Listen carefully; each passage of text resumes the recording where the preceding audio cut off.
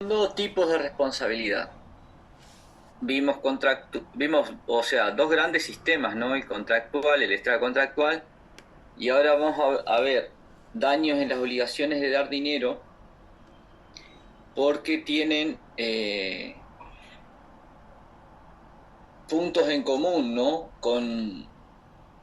Tanto con la responsabilidad contractual o extracontractual. ¿Por qué? Porque se podría decir que, bueno, si bien es en la contratación donde más se ve la obligación de dar suma de dinero, nosotros si nos ponemos a recordar, bueno, capaz que no lo dieron, pero bueno, el régimen de las obligaciones dinerarias, sobre todo el régimen de reajuste, se aplica no solo a la obligación líquida, a la obligación de dar dinero directamente, sino a la obligación de valor, que es la obligación que nace como una obligación no específicamente de una suma líquida, sino de dar el valor de algo, por ejemplo, el valor de una indemnización que alguien tiene en un accidente. Bueno, no debe una suma líquida de dinero, debe el valor de la reparación. Bien, eso hasta ahora,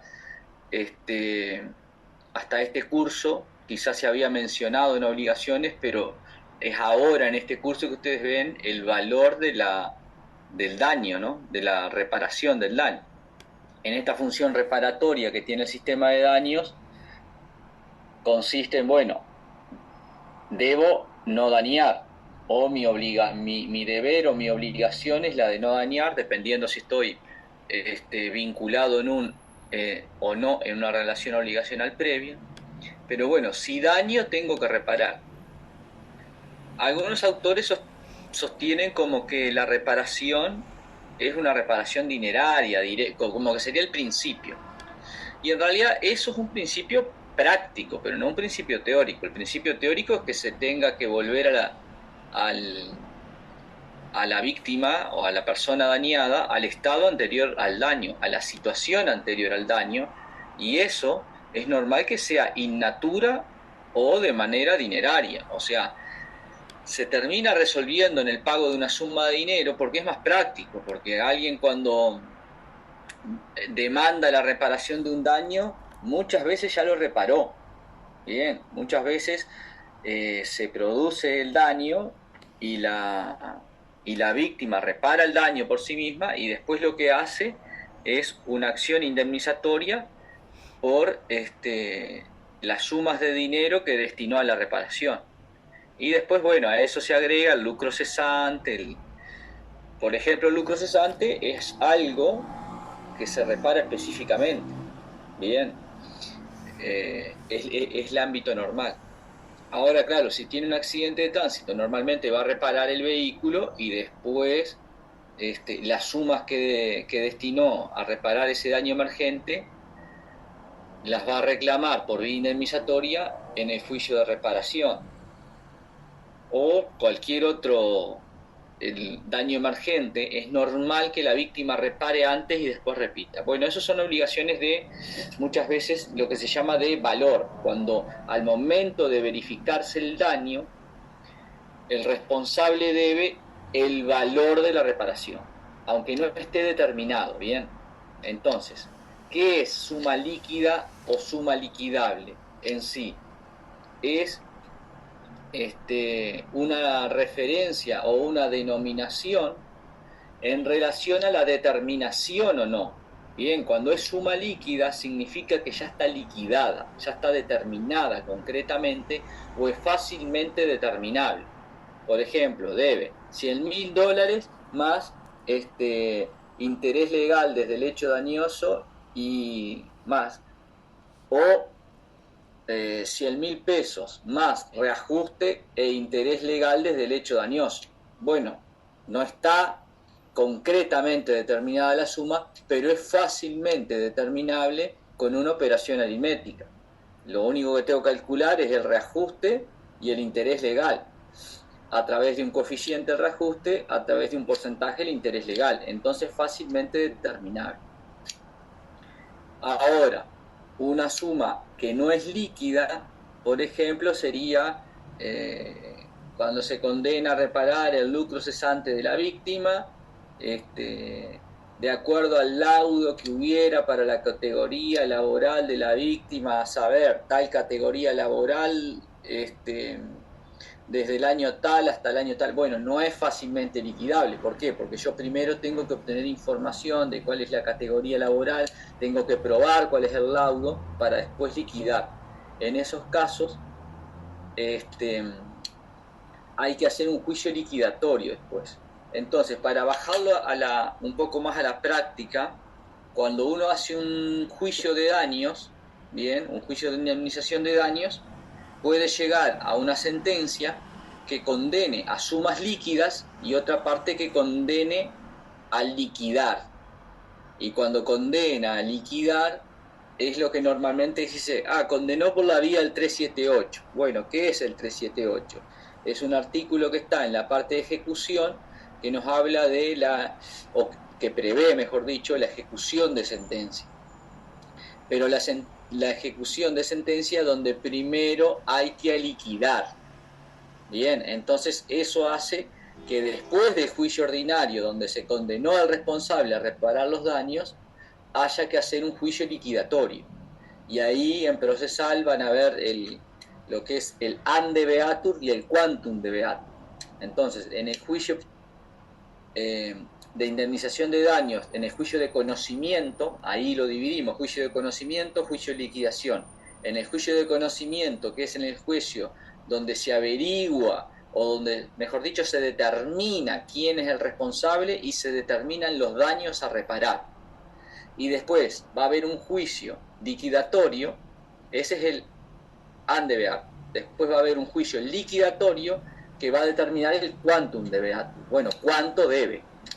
Bueno, por los daños condenados, o sea, por el lucro cesante que no quedó liquidado, bien, en el juicio de conocimiento, hay que hacer un juicio posterior de liquidación para determinar concretamente cuál es la suma debida.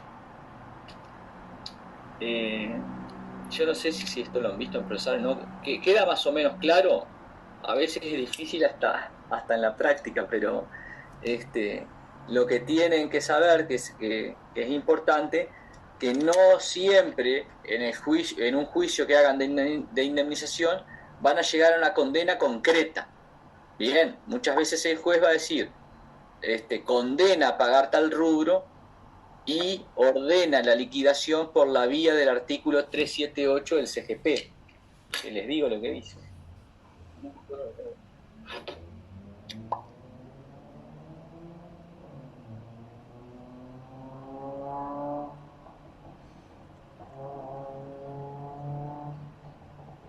Profe.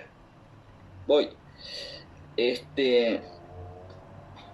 Dice, sentencias que condenan al pago de cantidades ilíquidas, dice el 378, y ahí dice 378.1, cantidad ilíquida. Cuando una sentencia condene al pago de cantidad ilíquida en todo o en parte, se provocará, por cualquiera de las partes, su liquidación por vía incidental, previa a su ejecución en vía de apremio.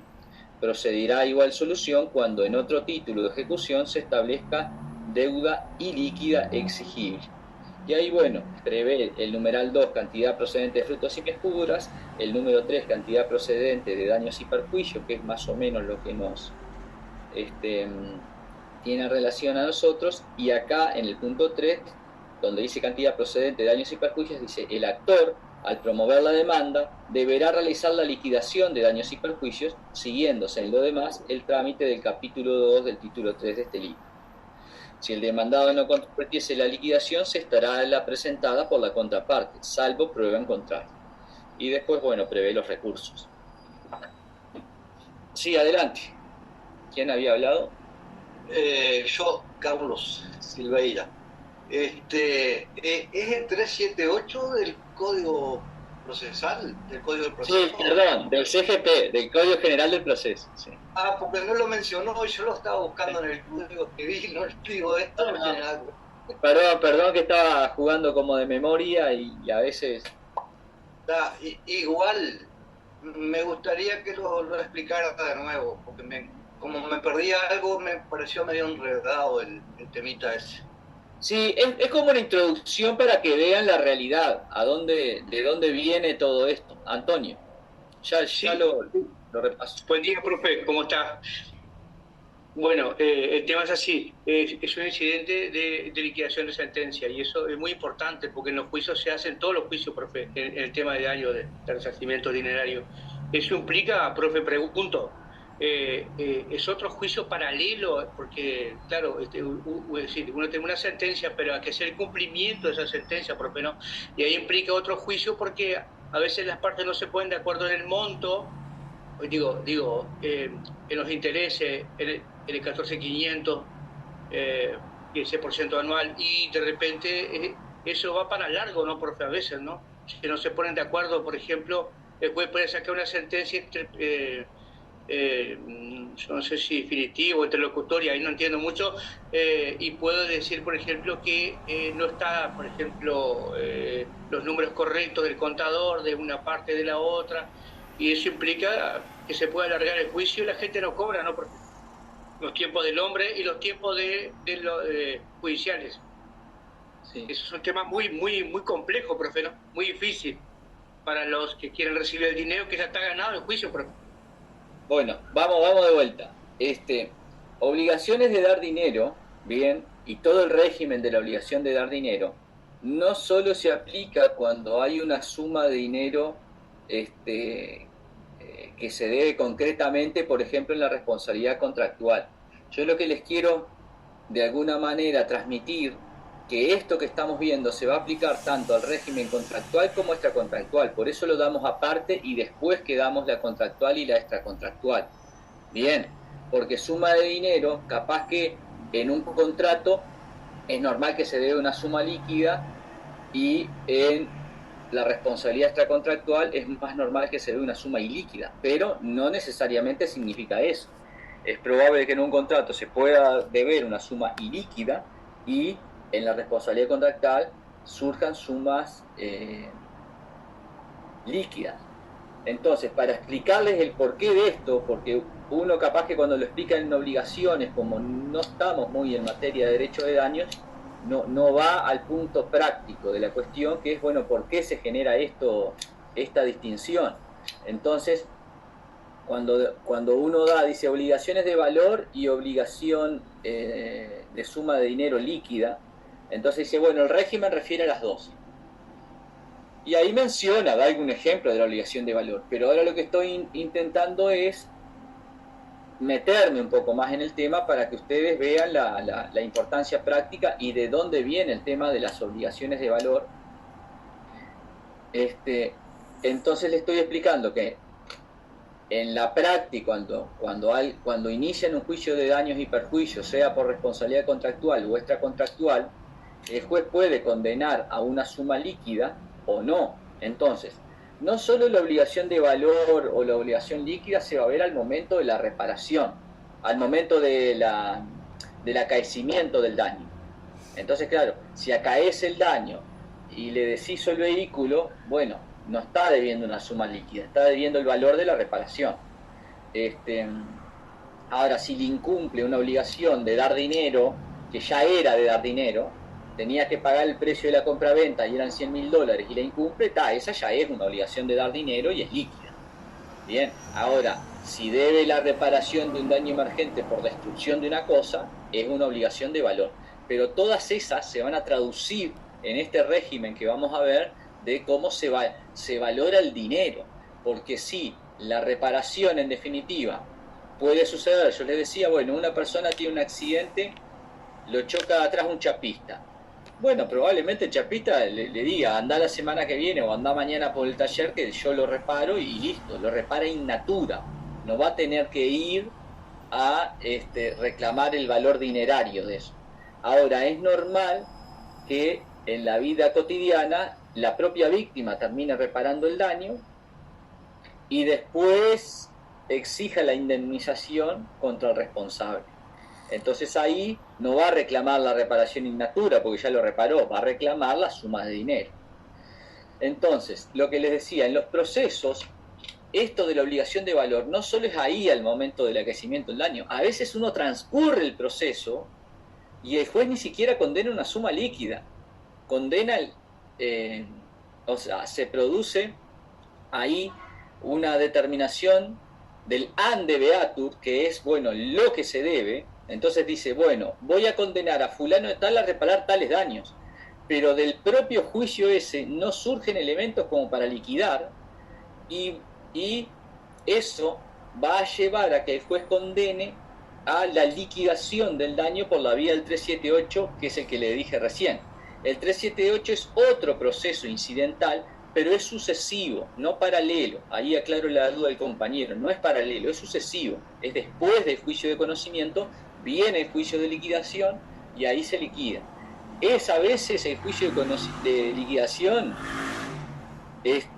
puede ser tan complejo como el otro, porque a veces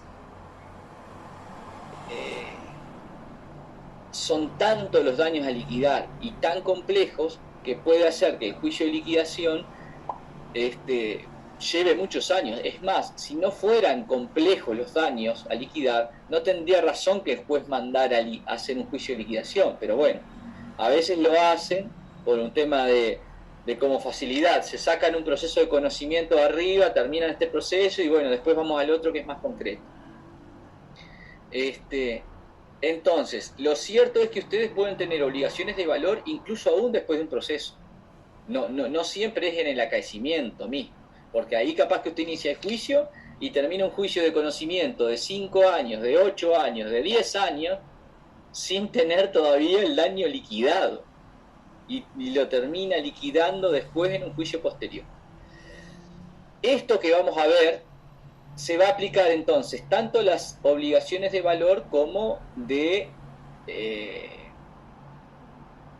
las obligaciones líquidas. Bien, tanto a la obligación de dar dinero y líquida, y ahí vamos a empezar ahora a utilizar este término de manera alternativa con la obligación de valor. La obligación del valor, ¿qué es entonces? Es una obligación de dar dinero, pero es líquida. No está liquidada, no se sabe cuánto es. No está determinado concretamente, ni es fácilmente determinable. Hay que hacer un procedimiento más complejo para poder determinarlo.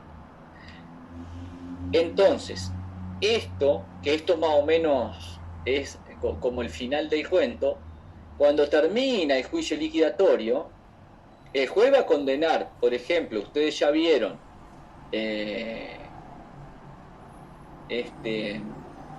reajuste, ¿no? Supongo que dentro de obligaciones, yo por lo menos doy reajuste en obligaciones y daño moratorio en responsabilidad civil, porque el reajuste es una cuestión del valor mismo del dinero. El reajuste entonces se va a determinar en cualquiera de las dos situaciones, líquido, y los daños y el daño moratorio legal también, y se va a determinar desde el hecho dañoso. Entonces usted tiene toda una parte que es de, bueno, averigüemos quién es el responsable, averigüemos qué daños debe, después en el juicio liquidatorio averigüemos cuánto debe, y al final de eso pasaron 14 años y el responsable no va a tener que pagar a partir de la sentencia.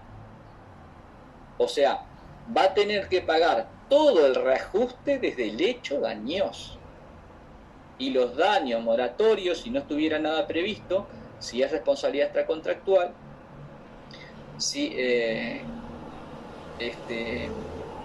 los va a pagar desde el hecho dañoso también. Ahora, si es responsabilidad contractual, habrá que ver si se previó algo en el contrato o no. Podría haberse previsto que corran desde la mora, y si no se previó que corran desde la mora, según el 1348 se van a deber desde la demanda. Bien, esto es como una proyección general. Ahora lo vamos a ver todo más concreto, para que vean un poco la introducción, la problemática del tema, que esta no es la real problemática. La real problemática es cuál es el valor del dinero y su indemnización, etc. Valeria. Sí, profe, igual ya me quedó claro. En el caso del siniestro de tránsito, y puede haber que haya dos partes, una parte que sea líquida y otra parte que haya que liquidar, por ejemplo, o sea, líquido es lo que gasté en arreglar el auto, y liquidable todo lo demás que me pudo haber generado el siniestro de tránsito, Sí, que no se correcto. sabe. Ahí va, bien, gracias. Es más, es bastante, yo qué sé, a veces pasa mucho que sea el daño moral es líquido, porque el daño moral ya está, el juez lo determina siempre. No, nunca va a mandar liquidar el daño moral después, salvo que sea algo muy extraordinario, que requiriera prueba policial per psicólogo, pero yo nunca he visto que manden liquidar después el daño moral. Entonces, esa siempre es una suma líquida. Y podría pasar que después las reparaciones no haya insuficiencia de prueba, no sé, algo así, y manden a liquidar por el 378. Profe, pero cuando usted nos dijo, por ejemplo, que no hay un mercado del dolor, ¿se acuerda? En lo que le estábamos dando. Y acá ya hay un precio por el daño moral. Lo que pasa es que se hace en función del precedente. No es que haya un precio de mercado, sino que hay precedentes judiciales que dicen, mira, el tribunal tal repara el daño en tanto. Y yo qué sé, muerte de un hijo. El tribunal, hay 4 tribunales que lo reparan en el eje de los 35.000 y 3 que lo reparan en el eje de los 30. Entonces ahí ya hay parámetros. No es que haya un precio, pero hay parámetros de reparación. Se estandariza. Se va estandarizando e incluso se hacen tablas. Bien. No me acuerdo, la primera que hizo tablas creo que fue Venturini. En una monografía que hizo para ser profesora escrita, un librito que se llama El daño moral, se publicó, ese tenía tablas. Y después, más o menos, cuando alguien va a pedir daño moral, ¿y cuánto pedí? Voy a pedir $100.000.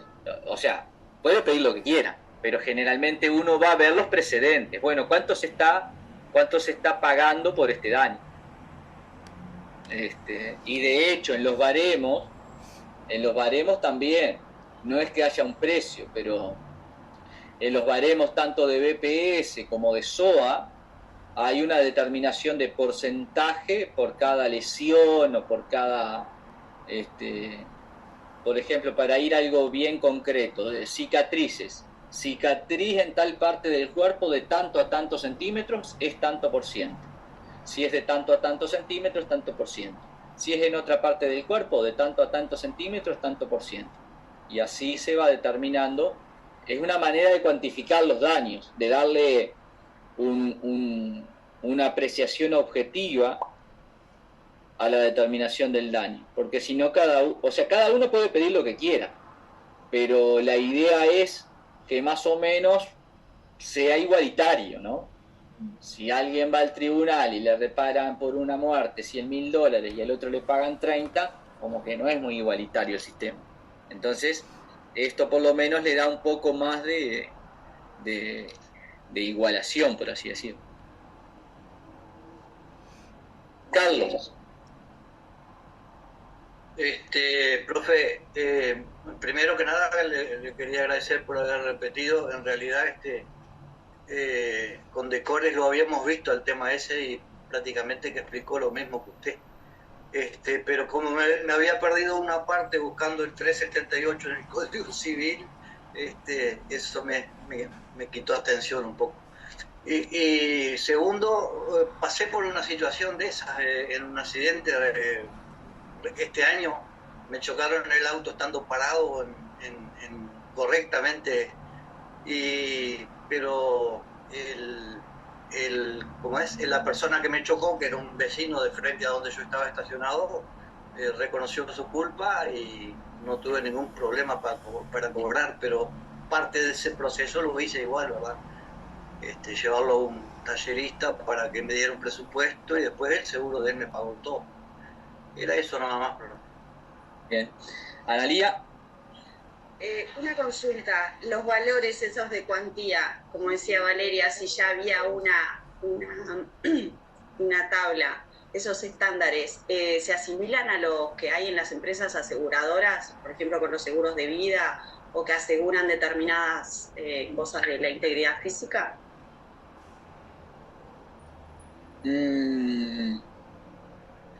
O digo, no están relacionados, digo, ninguno. Son cosas distintas porque La aseguradora tiene en cuenta la jurisprudencia no tiene en cuenta la aseguradora. La jurisprudencia se tiene en cuenta a sí misma. Y la aseguradora lo que hace es evaluar el riesgo. Bueno, ¿qué riesgo hay de que a mí me condenen? Entonces, yo qué sé, va a asegurar, yo qué sé, para poner un ejemplo propio, voy a asegurar, bueno, en mi caso, voy a asegurar un vehículo, para asegurar por $500.000, X precio. Para asegurar por $1.000.000, $1.000 más. Y bueno, asegurarme por $1.000.000. O sea, entonces, ¿por qué? Digo, por ejemplo, en el seguro de salud, por ejemplo, déjeme terminar el ejemplo. Entonces ahí lo que ve la aseguradora es, el riesgo grueso de la aseguradora es hasta $100.000. Eso paga constantemente. Ya más de $100.000 ya más de 200 ahí se ponen durísimos. Yo tengo un caso contra el Banco de Seguros que supera los 200 y no quiere pagar. Y ya estamos en ejecución, tengo el cliente embargado, el Banco de Seguros hace un año, cosas inexplicables pasan ahí. Ni que hablar si llega a ser $500.000, no sé, es como que la aseguradora fuera un insolvente prácticamente. No le va a pagar al último momento, cuando ya no le quede más remedio pagar. ¿Por qué? Porque ellos no, ese tipo de riesgos no lo ven generalmente. Es muy difícil que jueguen, que los condenen a eso. Porque ahí eso también depende de cómo es el mercado de litigio, vamos a decir así. Si los abogados normalmente demandan y transan por $2, bueno, ahí las aseguradoras están todas contentas. Ahora, si el abogado le pide más daño, lo justifica bien, le gana el juicio, le hace fuerza, ahí entra en una zona incómoda. Y ni que hablar de que para la aseguradora ya $500.000 es muy difícil que pague. Bueno, $1.000.000 es tan improbable como 500.000. Entonces le dice al cliente, bueno, tiene un seguro de $50.000, bueno, por 51.000 le aseguro $1.000.000. Y claro, y el cliente va y le asegura $1.000.000. Entonces el riesgo que evalúan es un riesgo bien probabilístico, estadístico, bien como analizando lo que vimos de causalidad, pero de manera prospectiva. Bueno, ¿qué grado de probabilidad hay que a mí me condenen en esto o en aquello? Y ahí hacen las pólizas. Y hay riesgos, por ejemplo, en los daños ambientales que no lo tienen calculado porque no hay estadística. Entonces, hace poco di una clase de valoración del daño colectivo en posgrado y estuve ahí buscando con las aseguradoras, a ver, y no tienen mecanismos de determinación del daño de ese tipo, del daño, por lo menos del daño cultural y del daño ambiental, no tienen mecanismos ciertos de determinación. ¿Qué iba a decir de la salud? No, digo, de la salud, por ejemplo, uno se hace un seguro de salud y claro, ahora estoy pensando, cuando usted me dijo eso, cuando uno va le preguntan la edad, empiezan a hacer todo un cálculo de riesgos para ver hasta cuánto. Claro, pues si tenés mucho riesgo, capaz que no te lo aseguran o no te aseguran tanto porque es más seguro que lo vayas a usar. Entonces yo pensaba, si eso estaba asimilado cuando uno va a hacer un juicio, se fija para tener un parámetro, a ver, las aseguradoras cuánto están pagando y relaciona ahí los valores o no se mira nada. Bueno, depende de la situación. Normalmente no es necesario. Si yo, en este caso que le pongo de valoración del daño colectivo, ahí recurrí porque a falta de juicios dije, bueno, vamos a ver las aseguradoras cómo lo evalúan. Y no lo evalúan. Es porque no lo aseguran. No aseguran riesgos ambientales por catástrofes ambientales o para asegurar daño al patrimonio. No es que va el Estado y dice, mira, quiero asegurar los restos de Artigas, no va a encontrar una aseguradora. Muchas veces lo que hace eso es el Banco de Seguros porque no le queda más remedio, porque es la aseguradora del Estado, y termina siendo algo medio arbitrario, si se quiere.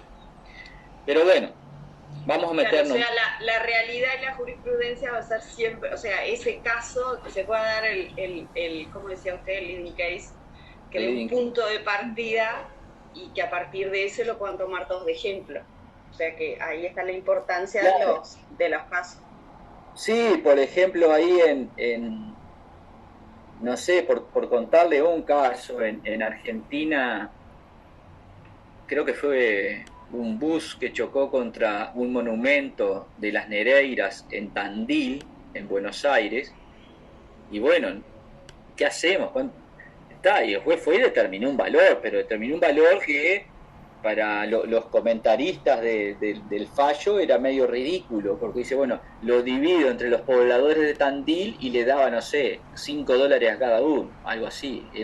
Era como, no tenía, y eso es la falta de precedentes en este tipo de casos. Distinto creo que es en Estados Unidos, por ejemplo, porque ahí se corre más el tema de los daños punitivos. Entonces ahí es como bajan el martillo, sí, no les tiembla el pulso para nada y listo, y se repara por daños punitivos y salen de la escala esa de la valoración concreta. Como es una especie de multa y ahí hay precedentes, ahí no tienen problema. Bueno, vamos a meternos en la clase esta porque si no nos quedamos en la introducción. Entonces, el tema es acá cómo valorar el dinero. Bien, entonces, debe una suma de dinero, pero en vez de pagarla en tal fecha, la termina pagando, no sé, ahora, un caso que tengo que tiene 24 años. Bueno, debe la suma desde el 2000 y no la ha pagado todavía, o sea, pagó solo el daño moral. No, bueno, pero que debe la misma suma, van a determinar el daño al 2000. Y esto ya supongo que lo vieron en obligaciones. El tema de la inflación y la desvaloración monetaria. O sea, no puede pagar la misma suma en el 2000 que ahora. Pasaron 24 años. O sea, y los otros días hablaba con un amigo, lo que antes eran 1.000 pesos ahora son como 5.000, porque no. Y esto va cambiando. Con lo que yo compraba una canasta hace 5 años, ahora compro la cuarta parte de la canasta o la mitad de la canasta, o no sé. El tema es que el valor del dinero frente a los otros bienes y servicios va decayendo. Bien, entonces lo que hoy en día me da para 1 kilo de yerba, dentro de 5 años voy a comprar medio kilo de yerba. Entonces eso significa que el valor del dinero decayó frente al valor de los bienes. El dinero perdió valor frente a los otros bienes y servicios, y eso es lo que se llama inflación. Bien, la pérdida de valor sistemático del dinero frente a otros bienes y servicios. Entonces,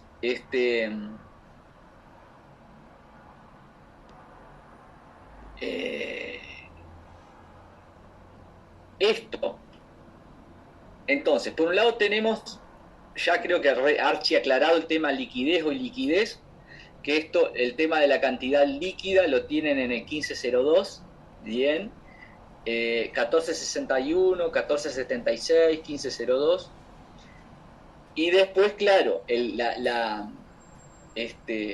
liquidez en sí, decíamos, bueno, es cuando la cantidad es determinada, ya está determinada concretamente o fácilmente determinable. Y aquí recuerden, objeto de la obligación 1283, inciso 2 del Código Civil. Entonces, la liquidez en sí es un concepto de la determinación del objeto de la obligación. Es cuando está determinado concretamente o cuando es fácilmente determinable. En aplicación del 1283, inciso 2 del Código Civil. Entonces, obligación, ¿cuál es el ámbito de aplicación? Obligación de dinero. Bueno, el referente material es la suma de dinero, ¿bien? En cantidad líquida o ilíquida. Bien, cuando hablo de, entonces, ahora nos vamos a referir en esta clase tanto a la cantidad que ya es líquida, ya está determinada, o la que va a resultar en una suma de dinero, es una obligación de valor, nace como una obligación de valor, entonces termina siendo lo que es en materia procesal una obligación ilíquida.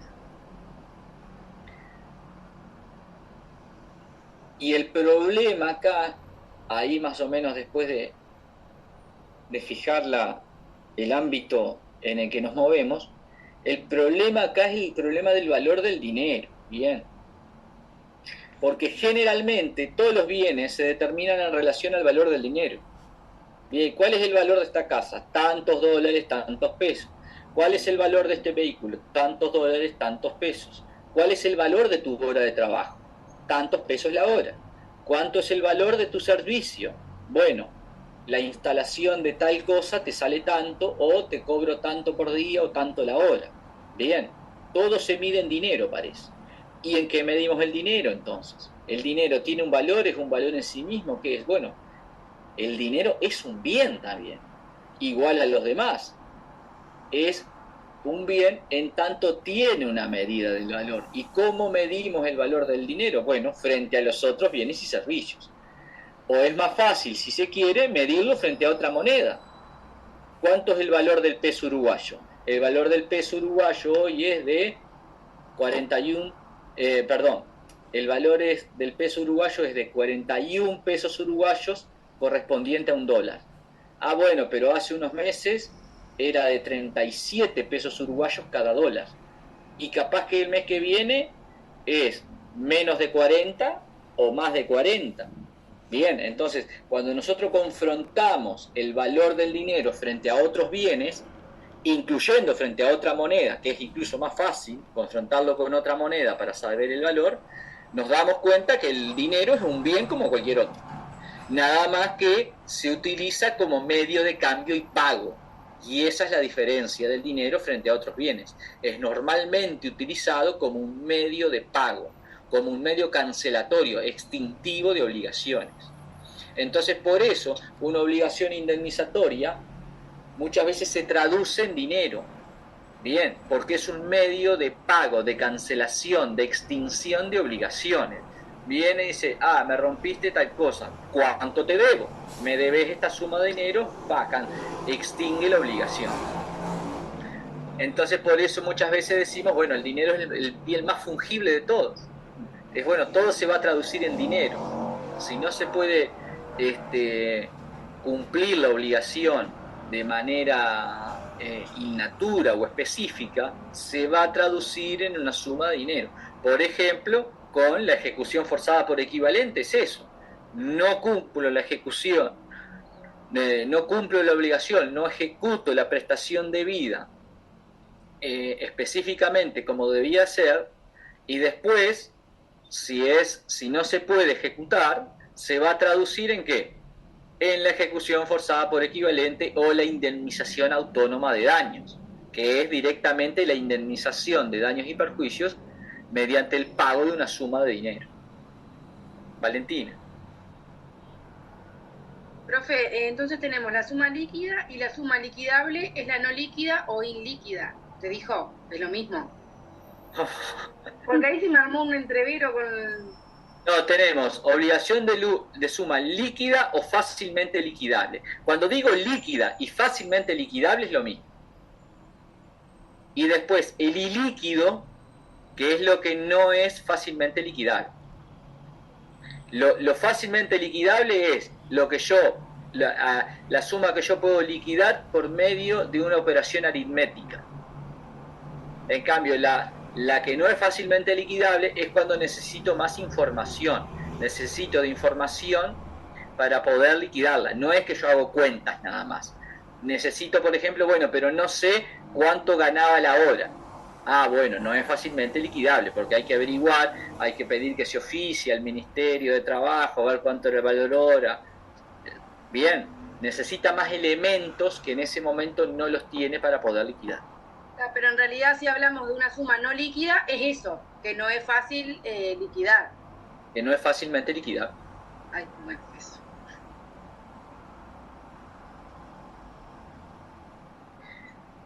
Entonces,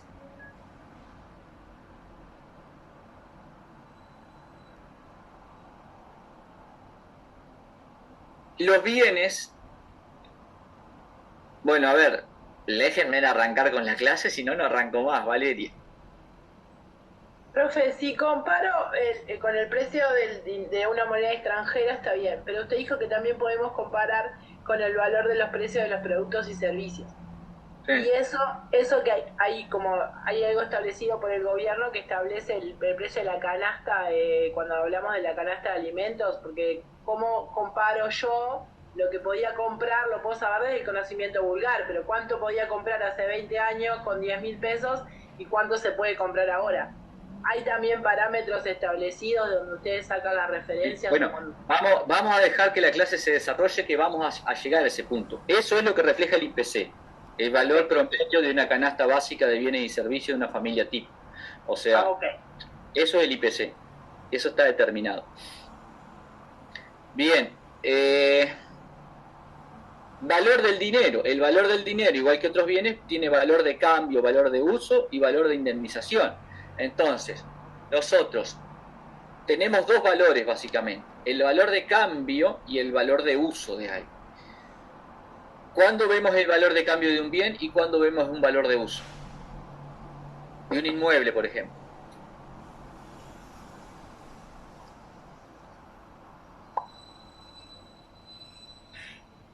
Valentina. Profe, según la zona, ¿eso está preguntando? ¿Varía el valor según la zona? Hay que levantar la mano. Valentina. Profe, cuando si voy a comprar una casa, sería de cambio. Yo entrego una suma de dinero y me entregan la casa. Bien, ¿y de uso? No sé, si es algo... Desde algo tan pequeño, por ejemplo, ir a comprarte, no sé, una ropa. Bueno, cuando voy a alquilar, dice el compañero. Ahí están los dos, básicamente, ¿no? Muy básico. Es los dos grandes universos, ¿no? Cambio y uso. Entonces, claro, el valor de cambio es cuando yo compro un bien. ¿Qué se produce? La transferencia definitiva de un derecho, ¿bien? Porque cuando hay una compra-venta hay una transferencia definitiva del derecho, no hay obligación de restitución, y el otro paga por eso, entonces por eso es valor de cambio. Ahora, el valor de uso es cuando el derecho se transfiere temporalmente. Transfiero el derecho temporalmente, o sea, con obligación de restitución, y el otro me está pagando por el uso de eso durante un periodo de tiempo. Bien, no lo transfiere definitivamente. Entonces le transfiere la tenencia del inmueble y se lo va a tener que devolver.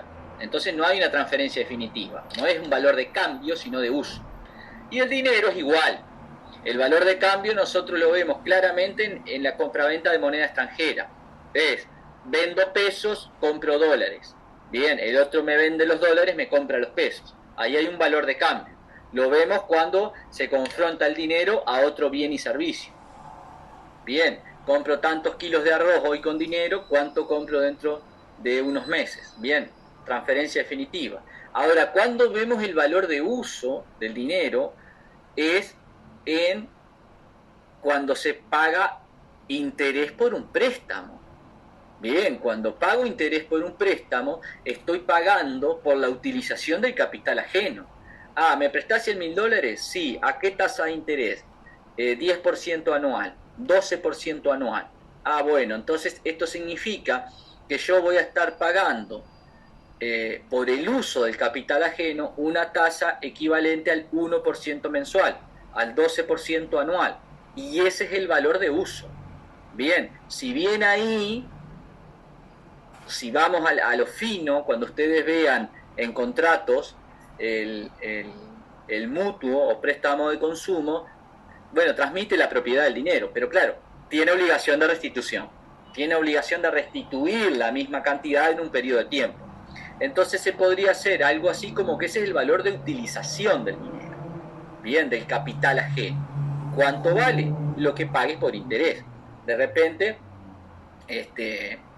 bueno, tengo un amigo que es muy generoso y celebramos un mutuo no fructífero, o sea, un mutuo gratuito, no me cobra interés, bárbaro, pero eso no quiere decir que no tenga un valor.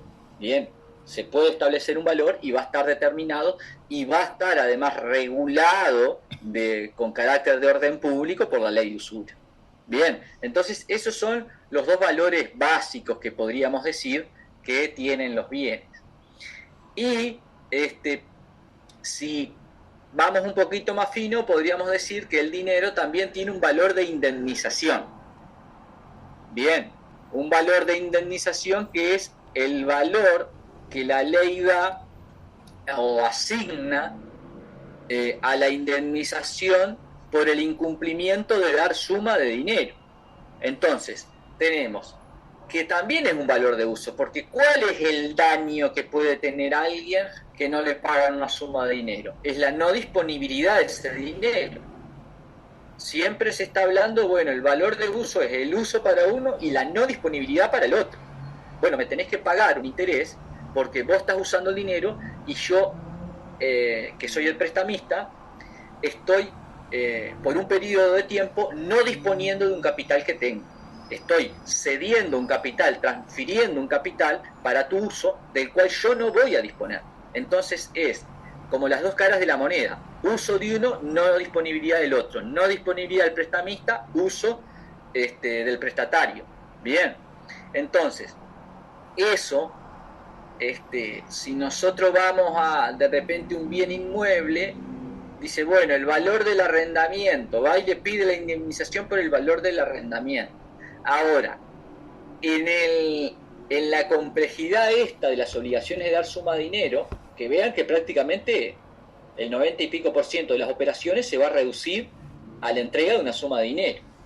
Bueno, el derecho la regula más específicamente que cualquier otra y la regula con una ley de usura de orden público. ¿Por qué? Porque muchas veces la necesidad de dinero lleva a que el débil el fuerte termine abusando del débil. Entonces se da lo que es la usura. Es la persona hiper necesitada por dinero, termina en lo que se llama una calecita, que pide un préstamo acá, después para pagar ese otro préstamo consigue otro, y después para pagar consigue otro, y termina asfixiada y termina en manos de una persona que abusa de esa situación y bueno, le cobra unas tasas de interés altísimas y lo termina esclavizando a la persona no lo estoy diciendo literalmente, no estoy diciendo que la persona va a estar después dedicada a pagar esas deudas o termina quebrada. Bien. Entonces el artículo 52 de la Constitución dice prohíbes el usura. Será de orden público la ley que determine las taxas máximas de interés. Entonces, las obligaciones de dar suma de dinero tienen una regulación específica de orden público para evitar ese abuso. Bien, entonces, en esa regulación también hay una regulación concreta de una manera funcional también. Porque claro, el legislador dice, mirá, casi todas las obligaciones se resuelven en el pago de una suma de dinero. Entonces, esto, vamos a tratar de facilitarlo. Entonces, ¿qué hace? ¿Cómo se facilita? Estableciendo una tasa, bien, tasando el daño. Entonces, el daño por incumplimiento de una obligación de dar suma de dinero, vamos a ver que es un daño tasado. No es que el acreedor va a tener que probar, el acreedor de la obligación de la suma de dinero va a tener que probar el daño que le provocó. No, ya está tasado. Bien, lo puede tasar en el contrato, puede establecer una tasa distinta. Pero si nada estableció, vamos a ver que la ley establece una tasa del 6% anual. Entonces, no va a tener que probar daño alguno. La ley lo tasa. Y ni siquiera puede probar que es más del 6% o menos. No, la ley lo tasa y lo tasa en un 6% y es el 6%. En todo caso, lo que usted puede es regularlo contractualmente y establecer una tasa más alta o más baja. Pero si nada se estableció, o si es tanto si es contractual como que evidentemente no se estableció si es extracontractual, la ley tasa eso, lo tiene tasado. Entonces ahí está la particularidad del valor de indemnización. Ya está tasado por la ley. No es un valor de indemnización que uno tiene que determinar en el caso concreto. No, en este caso la ley ya lo tasa en el 1348 del Código Civil. Dice, bueno, que nos dice que la indemnización en caso de incumplimiento de obligación de dar dinero consiste en el interés legal que se debe desde la demanda. Y después vamos a la 14500 y vamos a ver que el interés legal es del 6%. Bien, entonces, valor de cambio, valor de uso tiene el dinero y tiene un valor de indemnización previamente tasado por la ley.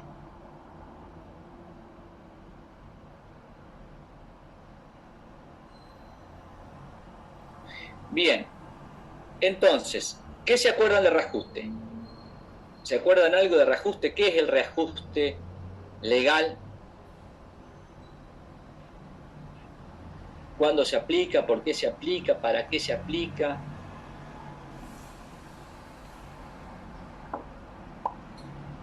Profe, ¿es lo que está establecido en el decreto de ley 14500? Sí, pero vamos con Víctor que levantó la mano antes. Víctor. Perdón. No, profe, quizá que yo iba a otra cosa porque recuerdo cuando di obligaciones dinerarias que se hablaba de una cierta suma de dinero que se debía y había que tener en cuenta después. Yo creo que había una discusión, por eso cuando usted hoy dijo de que se debía desde el hecho dañoso, no me acuerdo si era Gamarra que era que se decía que se debía desde la demanda, pero eso aparte, que no me acuerdo, capaz que yo me estoy entreverando.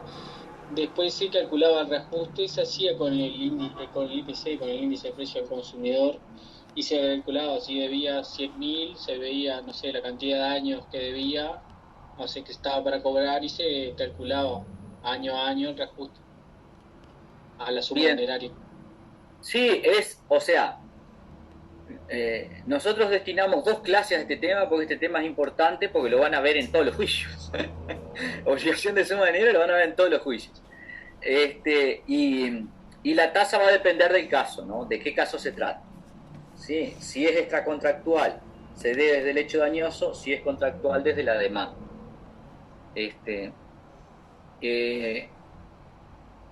Igual, ustedes en materia contractual pueden prever que sea desde la mora en vez de desde la demanda. Bueno, decíamos valor de cambio, valor de uso, valor de indemnización. Entonces, acá el valor de cambio del dinero, esto yo ya lo doy en obligaciones, pero bueno, vamos a repasarlo ahora porque capaz que algunos, supongo que todos lo han visto, pero no lo recuerdan. Después, el valor de uso en sí, que sería el interés convencional, y el valor de indemnización, que es el interés moratorio. Entonces, vamos para que vayan como determinando el ámbito de cada cosa. Respecto al valor de cambio, el remedio es el reajuste legal.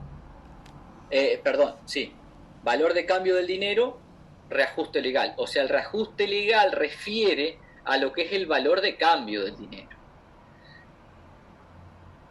El valor de uso queda abarcado por el interés que se paga compensatorio y el interés moratorio. Nada más que el interés moratorio tiene su propio ámbito, que es el valor de indemnización. Bien, porque en realidad cuando yo digo valor de indemnización, ¿qué estoy indemnizando? La no disponibilidad del otro del capital. Es lo mismo que en el valor de uso. Nada más que en el valor de indemnización está tasado. Bien, ya está tasado por la ley. Entonces, cuando digo reajuste legal, me estoy refiriendo, o el ámbito es el valor de cambio del dinero. Entonces ahí, el ámbito del reajuste es, o qué intenta remediar el reajuste. El reajuste intenta remediar la pérdida del valor del dinero frente a otros bienes y servicios. Y esto es lo que les decía hace un rato. Imagínense que inicia una demanda de reparación de daños en el 2000 y estamos a 2024 y todavía no ha terminado de liquidar, no ha extinguido la obligación por pago. Entonces, imagínense que en el 2000, 1.000 pesos no era, o mejor dicho, 1.000 pesos era un montón de plata. Y hoy 1.000 pesos como parece que se desaparece, ¿vale? No sé, es como... Entonces, ese valor que va perdiendo el dinero, lo pierde por la inflación. ¿Qué es la inflación? La pérdida sistemática del valor del dinero frente a otros bienes y servicios. Entonces, nosotros hablamos valor de cambio y es un daño. Bien, es un daño, pero es un daño que ya está regulado, que no necesito demostrarlo. ¿Por qué? Porque refiere al dinero y el legislador, en estos casos, ya atendiendo a la problemática, lo regula de manera general. Bien, sí, bueno, mirá, la moneda nacional pierde valor frente a otros bienes y servicios. Y ahí ustedes habrán visto, y otros habrán visto conmigo en obligaciones, que el sistema jurídico prevé un sistema de reajuste. Bien, esto también tiene una explicación del nominalismo y del realismo, y que bueno, esto no voy a entrar en eso porque es más de obligaciones, es como, bueno, qué es el dinero en sí, cuál es la razón de ser de la que pierda valor, y bueno, es un hecho que se da prácticamente, el dinero pierde valor frente a otros bienes y servicios. Entonces, por más que diga, no, mirá, vos me debes 1.000 pesos y me tenés que pagar 1.000 pesos, sí, estamos de acuerdo, pero el tema es el valor de esos 1.000 pesos. Entonces, es importante reconocer que el dinero es un bien y que tiene un valor frente a otros bienes, y que si ese dinero pierde valor frente a otros bienes, de alguna manera, esa pérdida de valor implica un daño para el acreedor. Porque claro, si le debe 10.000 pesos y se los paga dentro de 10 años, está pagando menos en realidad. Está pagando la misma suma de dinero, pero esa suma de dinero tiene un menor valor. Entonces lo que prevé el sistema jurídico es un reajuste. Ese reajuste está previsto en este sistema de reajuste está previsto en el decreto ley 14.500. Alguien que lea, a ver, yo lo voy a abrir.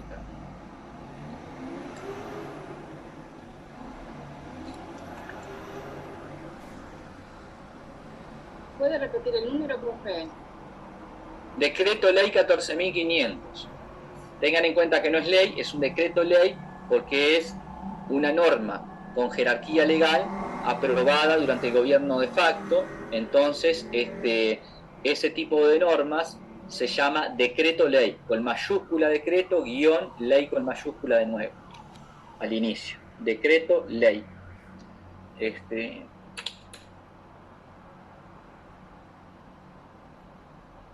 ¿Dónde abrió? ¿Qué artículo, profe? El 1.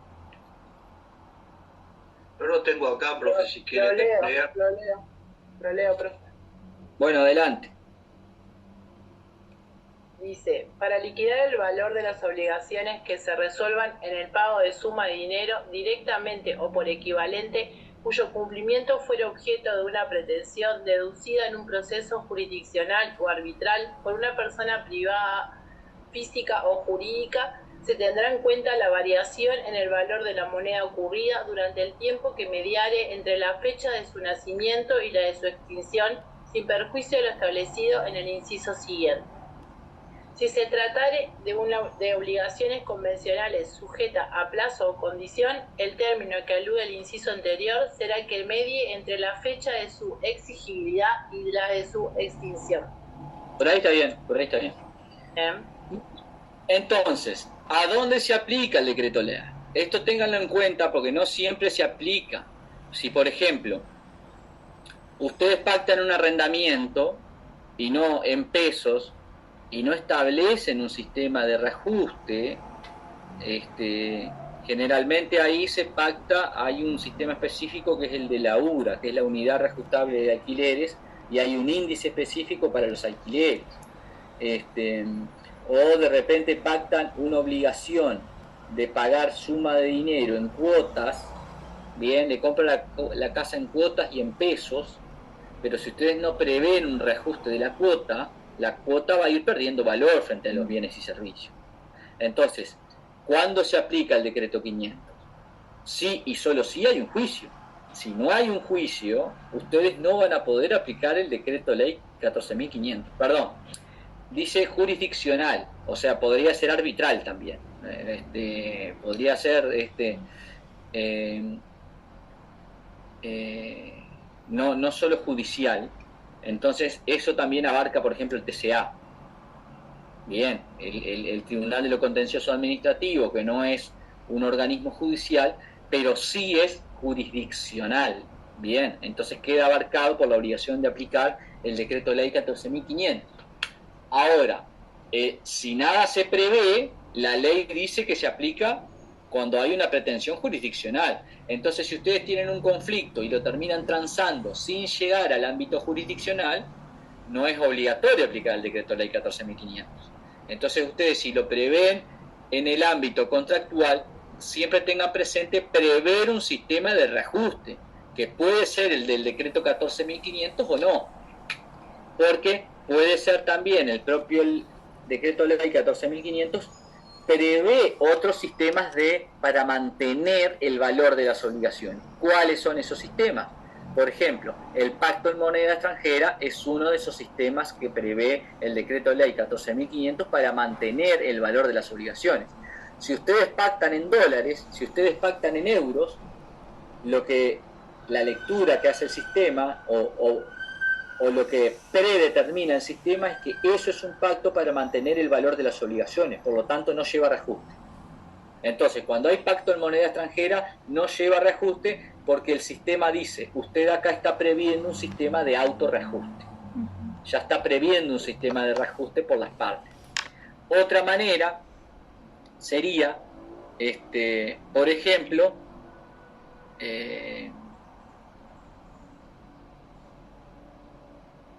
ahora que estoy perdido acá, te lo voy a hacer.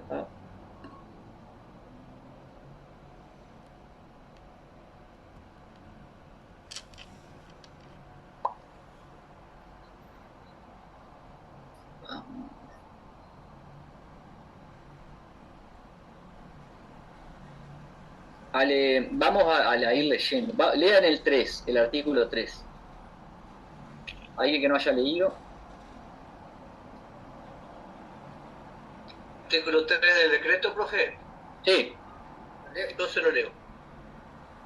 Artículo 3. Exceptuándose de lo establecido en los artículos anteriores los siguientes casos. A. Cuando exista o haya existido convención de las partes estableciendo un índice o procedimiento de liquidación del valor de las obligaciones distinto al previsto en el artículo 2 y en cuya hipótesis se estará a lo pactado. B. Cuando la ley fije o haya fijado un régimen especial de ajuste del valor de las obligaciones. Bien. El sexto derogado. Derogado. Sí. Y termina ahí el artículo 3. Bien, después para complementar eso les voy a leer el 9 y el 10. El 9 dice, las partes podrán establecer cualquier clase de estipulación que tenga por finalidad mantener el valor de las obligaciones contraídas. Y el 10 dice, quedan comprendidas en el artículo anterior las cláusulas en moneda extranjera. Bien, entonces la cláusula en moneda extranjera, en función de lo previsto en el 3, 9 y 10, queda comprendida dentro de un sistema voluntario de reajuste. Entonces acá tienen como dos ámbitos. Sistema voluntario de reajuste es el sistema que prevén las partes para mantener reajustado el valor de los bienes. Y después está el sistema legal de reajuste, que es el reajuste legal previsto en la 14.500, que es el que vamos a ver. En relación a este sistema voluntario de reajuste, bueno, no solo es la previsión en moneda extranjera, puede haber también una cláusula de equivalencia. Entonces, por ejemplo, pone, bueno, va a arrendar un campo. ¿Para qué es? Ah, es para ganadería. Bueno, entonces lo vamos a arrendar en el equivalente a tantos kilos de novillo gordo en pie puesto en planta. Ah, no, lo voy a arrendar para arroz. Bueno, lo vamos a arrendar a el equivalente a tantas bolsas de arroz por hectárea por año. Bien, entonces ya directamente fijan un valor en equivalencia a un bien. En este caso es justamente el bien que va a producir, porque lo que se intenta ahí es que de repente no se dispare el precio con relación a lo que está produciendo y que está arrendando. Entonces, en ese caso se fija un valor en equivalencia a lo que va a producir el arrendatario, para que no, para prevenir riesgos, vamos a decir así. Entonces, en ese caso, como fija el valor en equivalencia a otro bien, está previendo un sistema de reajuste. Podría ser también que lo prevea en otra unidad de valor, en vez de moneda, pesos o dólares, por ejemplo en UR. Entonces ahí, si lo prevé en UR, lo prevé en unidades indexadas, también las partes están previendo un sistema voluntario de reajuste.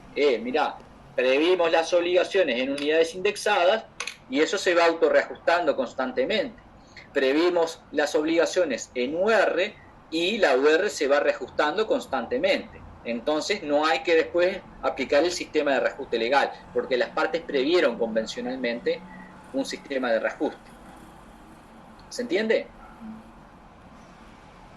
Ahora, cuando las partes no prevén ni moneda extranjera, ni una unidad autorreajustable, ni un sistema de equivalencia con otros bienes, ahí, y siempre que haya una pretensión jurisdiccional, puede haber, da lugar a la aplicación del sistema legal de reajuste previsto en el Decreto Ley 14.500.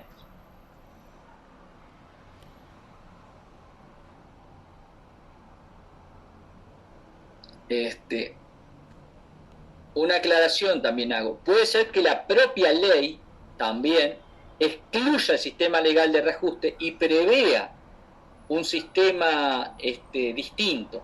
Por ejemplo, si la propia ley prevé que una obligación se debe en unidades reajustables. Y ahí tienen, por ejemplo, el 871 y el 1108 del Código Civil. Ahí la propia ley prevé que la obligación se debe en unidades reajustables. Entonces, ese tipo de previsión legal, cuando se aplica, la obligación no lleva reajuste legal, porque la propia ley ya está previendo una unidad autorreajustable como la unidad reajustable. Bueno. Perdón, usted dijo 1408 del Código Civil. No, 1108, a ver. Y 871 y 1108. ¿Se anima a leer alguno de los dos? El 378 capaz, el 1108.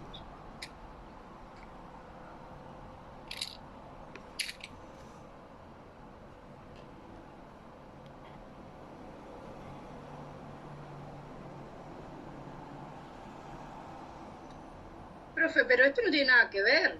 No, el 1108 no, profesor. La correlación se hace, no de las mismas cosas donadas, sino de justiprecio. Sí, de justiprecio, ¿qué dice? Siga leyendo. La correlación se hace, no de las mismas cosas donadas, sino del justiprecio en unidades reajustables que tenían al tiempo de la donación. Bien, entonces ahí ustedes ven que no está diciendo, no lo está dejando al arbitrio de las partes. Le está diciendo, se deben unidades reajustables.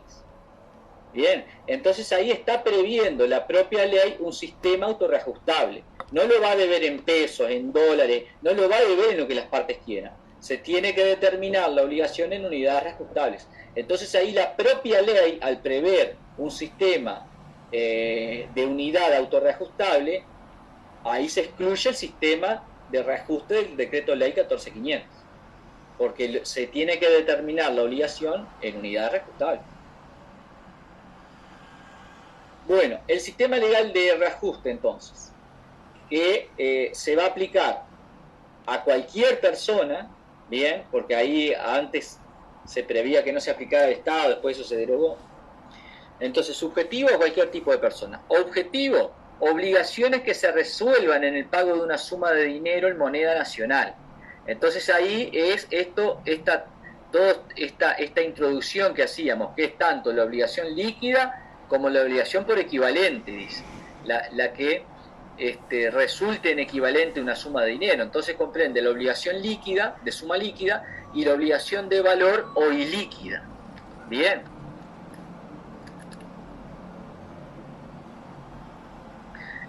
El presupuesto de aplicación es la pretensión jurisdiccional, que es judicial o cualquier otra pretensión jurisdiccional. Entonces puede ser tribunal de lo contencioso administrativo, puede ser arbitral. Bien.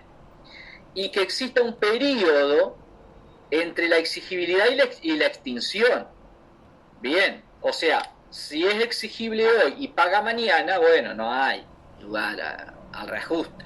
Tiene que haber un periodo entre la exigibilidad y la extinción. Esto presupone que sea exigible. Si no es exigible todavía, no lleva reajuste. Si yo preveo que la obligación va a ser exigible dentro de un año, bueno, ahí tendré que prever de que para determinar esa obligación ya prever que es dentro de un año.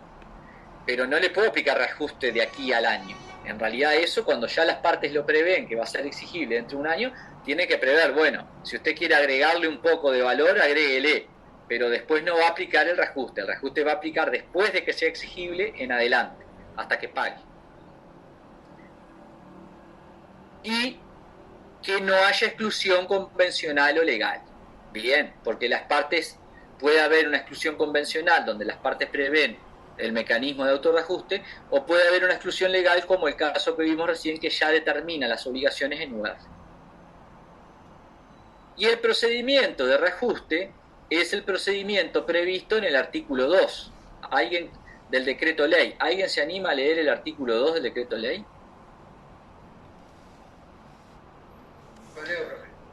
Bien.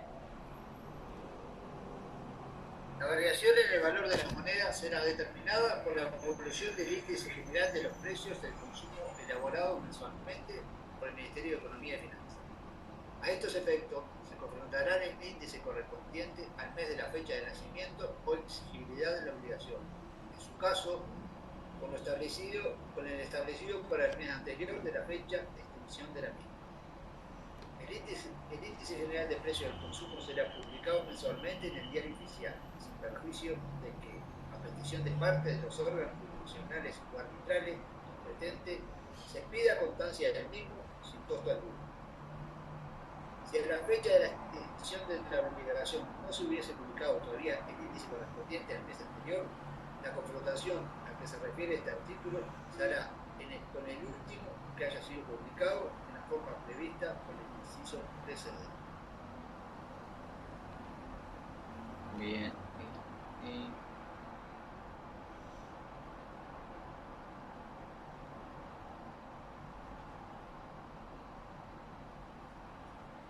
Profesor, ¿ese es el índice que se mira para los reajustes de los alquileres? Por ejemplo, cuando el alquiler pasa a un año, que se hace un reajuste y uno mira una tasa, porque me acuerdo que se miraba la última que estuviese publicada. Y ahora que leyó eso, Víctor, me acordé. Los alquileres tienen uno específico de alquileres. Este es el general. Pero cuando den arrendamientos van a ver que en arrendamientos se aplica el específico, porque si hay uno especial para eso, se aplica ese. Pero funciona muy similar a este. O sea, funciona de la misma manera, nada más que es un índice distinto.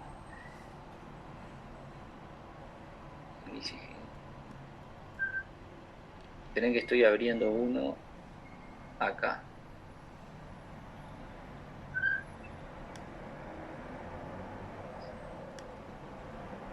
Esto es...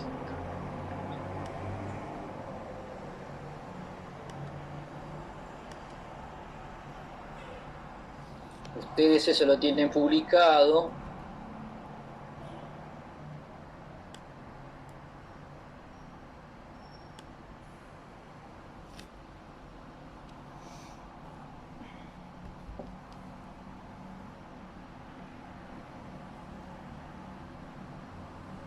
Ahí están viendo un Excel.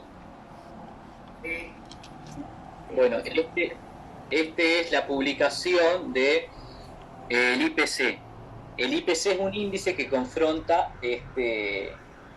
bueno, se nutre de bastantes elementos, pero lo que determina básicamente es en función del costo de adquisición de una canasta básica.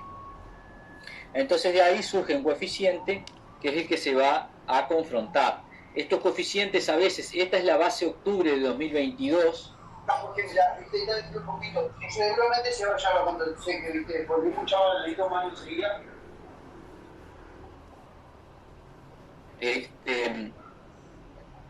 Entonces, decíamos, si ustedes van habiendo distintas bases, por ejemplo, llega a septiembre de 2022 y dice, bueno, hay que reajustar la base, y ahí se arma una nueva base.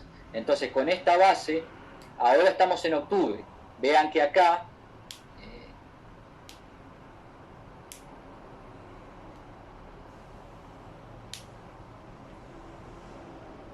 tengo 2024, septiembre, el índice general es 109,17, el coeficiente para 2024, septiembre.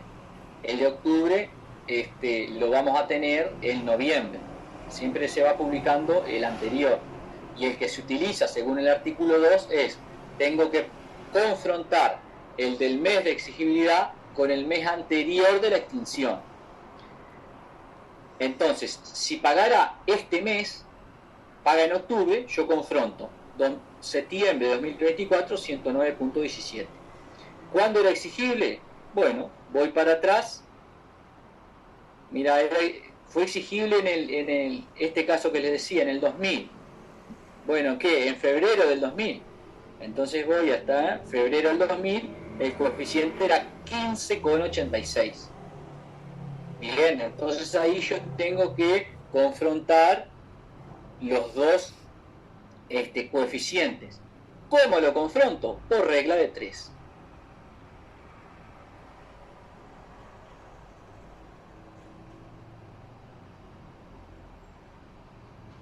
¿Dónde está? A ver, yo creo que tengo un ejemplo hecho. A ver si no es muy viejo. Y ahí entran a trabajar los contadores. No, esto de una regla de 3 es una papa, lo hace usted nomás. Sí, ok. ¿Por qué tengo un ejemplo? Voy a ver si no tengo uno más nuevo. O lo hacemos ahora. Vamos a hacerlo ahora, a ver qué horas son y 22. Es fácil, profe. Bueno, tengo.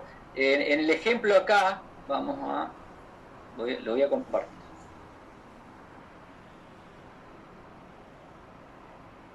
Esto es como el cocinero que cocina en vivo y le piden que tire la masa así en el sartén. Se le cae afuera, queda pegado. ¿Dónde está compartiendo? Acá está.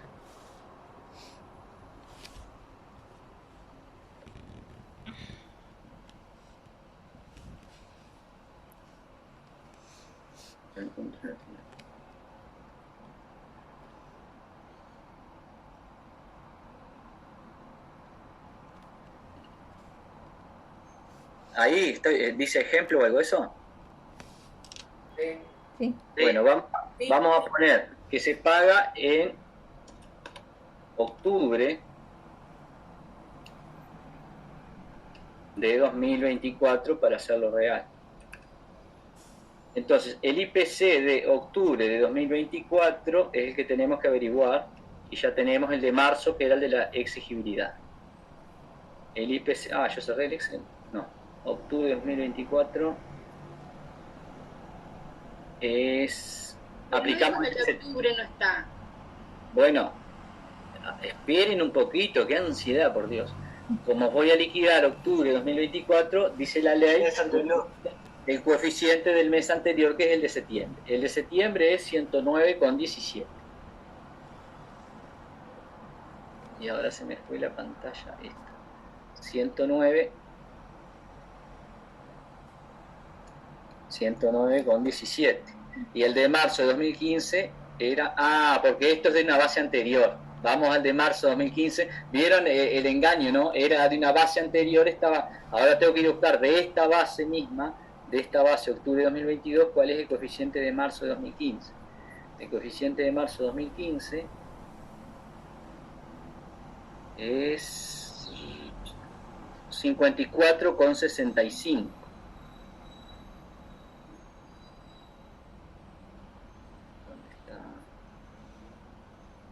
Marzo 2015, 54,65. Entonces, marzo 2015,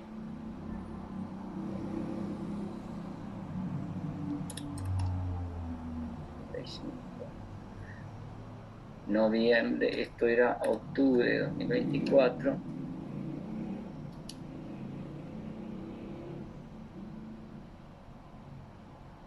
Vamos a ponerlo así. Entonces, la regla 3 es eso que ustedes ven ahí.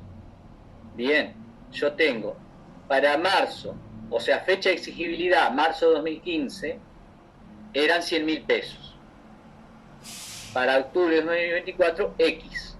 Entonces, ¿cómo despejo X? Multiplico cruzado, bien, multiplico diagonal, divido horizontal. Entonces voy a tener 100.000. Y esto vamos a poner acá para que no, si no se van a confundir.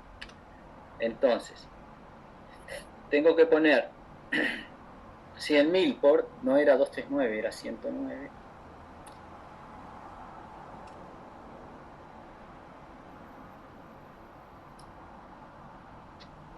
Voy a poner 100.000 por 109,17 dividido el otro coeficiente que es 54,65. A ver, hagan la cuenta.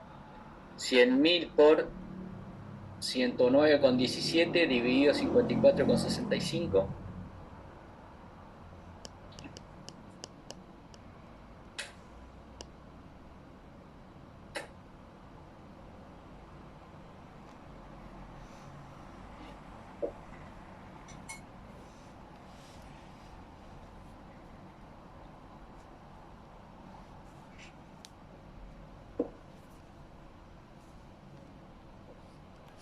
Profe, 199.762,12.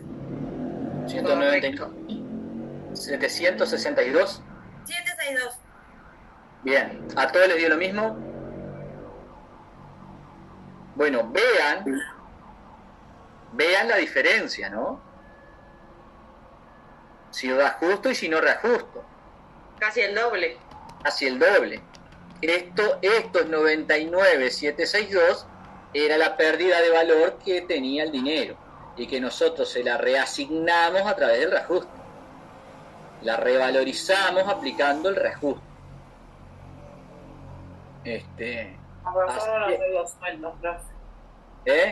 Con razón no nos alcanzan los sueldos, se duplicó todo. Bueno, claro, los sueldos se van reajustando.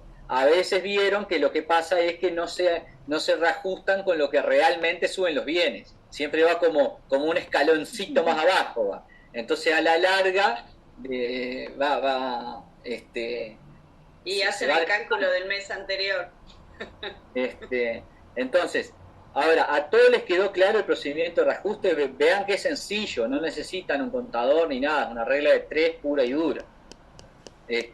Esto se complica, capaz si tienen que, en vez de reajustar una sola suma, tienen que ir reajustando mes a mes. Bueno, en enero tenía que pagar 100, en febrero 100, o sea, eran cuotas de 100.000 por mes. Bueno, van a tener que ir reajustando mes por mes. Mes por mes hasta la fecha de exigibilidad. Ir viendo cada coeficiente y van a tener que ir reajustando. Bueno, eso es reajuste. La clase que viene damos indemnización.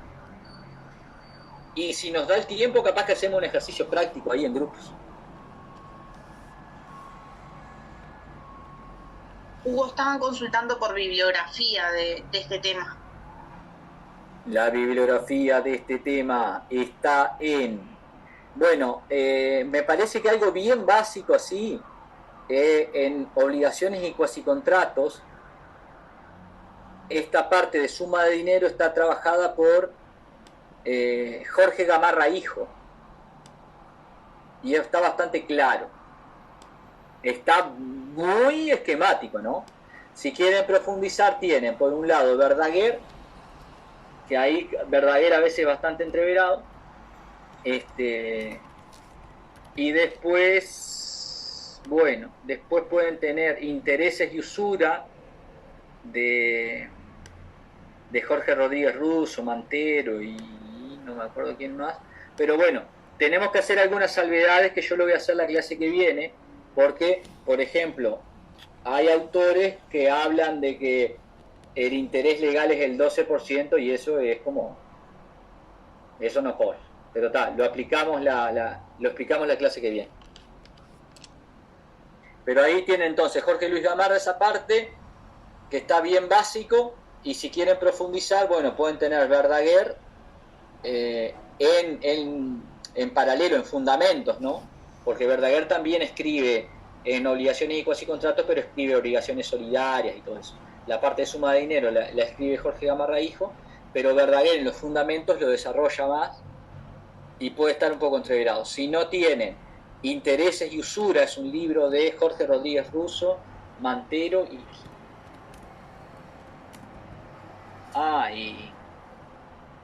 sí. Bueno. Y otros. No me acuerdo se me trancó el nombre. Lo veo le veo la cara así y no me acuerdo. Y Gabriel Fernández.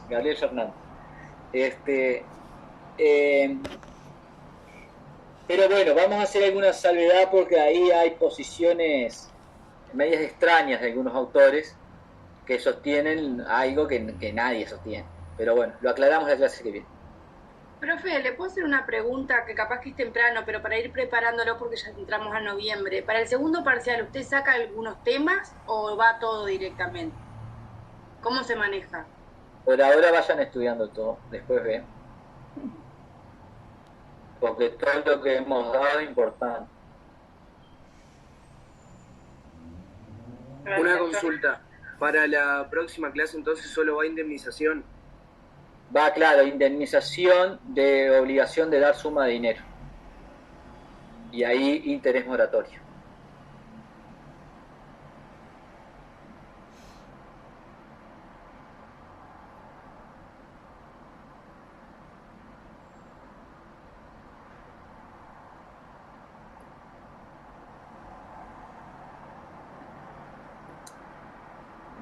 Así.